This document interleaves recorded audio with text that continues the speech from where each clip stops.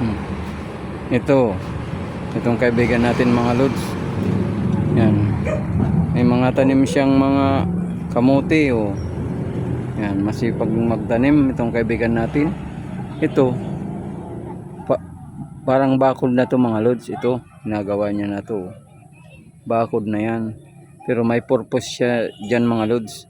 Ang purpose niya diyan, dito sa mga may puno ng mga poste na to, tataniman niya ng sitaw. Dito na may yung sitaw. Pagpapatas na siya dyan. Dito na siya tataas mamumunga mga lods. Ang sitaw. Yan. Kaya pala ang purpose niya ganyan. Yan.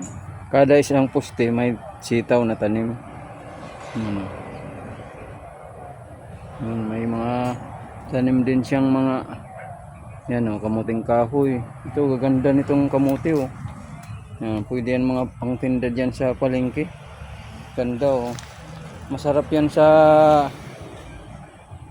sinabawan, mga tilapia, yung isdang sa dagat.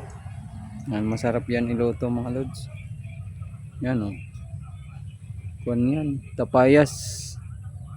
Tapayas yan, masarap yan sa sinabawan. Yan, dyan ang mga tanim niyan itong kaibigan natin. Binisita rin natin dito mga lods. Yan.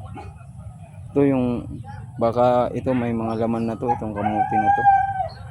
Yan yung mga tanim niyang saging mga lods. Yan o, mga kuwan yan, yung saba na saging. Ganda, malinis pati. Inaalagaan niya yung mga tanim niyang saging o. Malinis yung tanim, kaya ang bunga niya mga lods ang ganda o.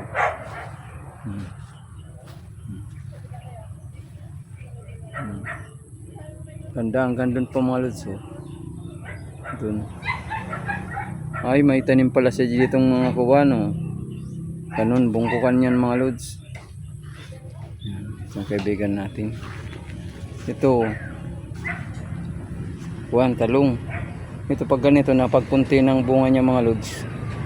Yan, paliit na yan, paliit. Pag mataas na kasi. Yan, pwede naman yan mga lods, pinuputol dyan sa baba. Mga panibago siyang bunga.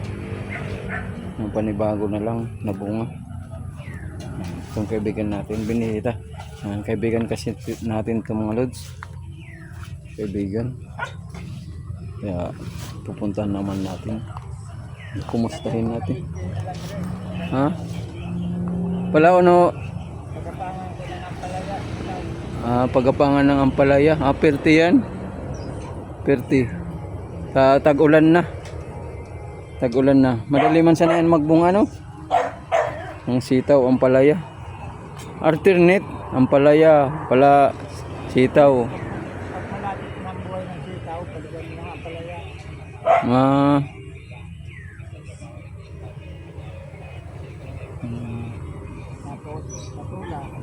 Yan, so mga nagkakanap pagapangan oh. Yan, pagapangin mo diyan mga kuwan mo. Yan, hanggang doon ang tataniman niya doon. Hanggang doon pa mga lods. Tinataniman mo. Adi ay, mayroon na itong laman.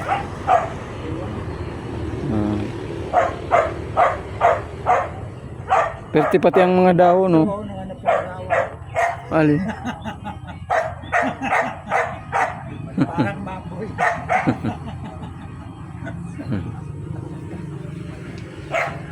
Yun yung apo niya mga lods. Apo niya.